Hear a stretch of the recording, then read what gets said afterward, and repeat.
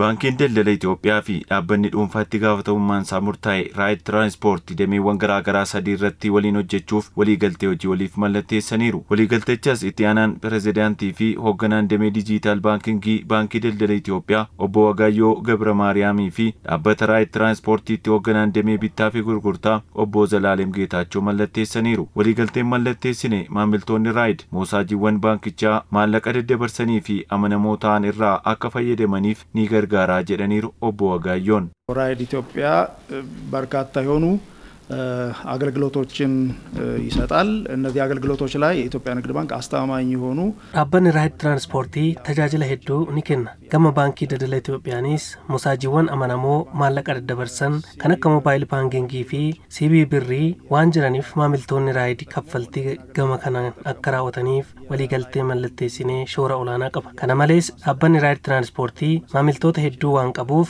ወጂ ቤክሲሳ ፊ ማርኬቲንግ አከ ባንኪቸ ወሊን ሆጀቱፊስ ወሊገ kana malees tajaajila liqaa fi kan biroo mijeessuufis waliigalteen dandeessisu waliif mallatteessineerra. Dhaabbanni Raayit Tiraanspoortii yeroo ammaa konkolaataawwan 70,000 ol kan of jalatti hoogganu wayita ta'u maamiltoota 5,000 ol qaba. Kun ammoo seektira baankii keessatti bu'aa olaanaa akka qabu dhaabbata Raayit Tiraanspoortiitti hoogganaan damee bittaa fi gurgurtaa obbo Zalaalem Geetaachoo himaniiru. ሃይብሪድ ዲዛይንስ እንግዲህ እንደሚታወቀው ዳባኒ ሃይብሪድ ዲዛይኒ ዮካን ራይዲ ኮንኮላቶታ ጌጅባ ኡመታ 70,000 ol hoogganam akkasumas maamiltoota 5,000 ol qabam dhaabbanni keenya baankii daldala Itoophiyaa waliin dhimmoota garaagaraa sadii irratti waliin hojjechuuf walii galeera akkasumas maamiltoota qabnu fayyadamnee hojii baankicha beeksisuu waliin ni hojjennam. Baankiin daldala Itoophiyaa kana duras dhaabbata Raayit Tiraanspoortii waliin hojjechaa kan ture wayita ta'u waliigalteen mallatteeffame hariiroo jiru caalmaatti akka cimsu obbo Wagaayyoo Gabra Maariyaam ibsaniiru.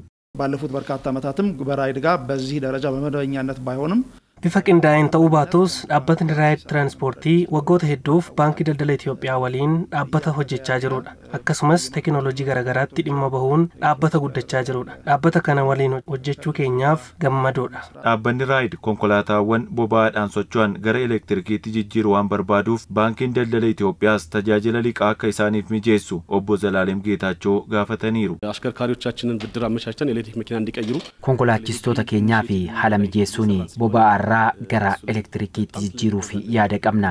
Baankichis haala liqaa konkolaachistoota nu waliin hojjetanii fi akka mijeessu abdii qabna.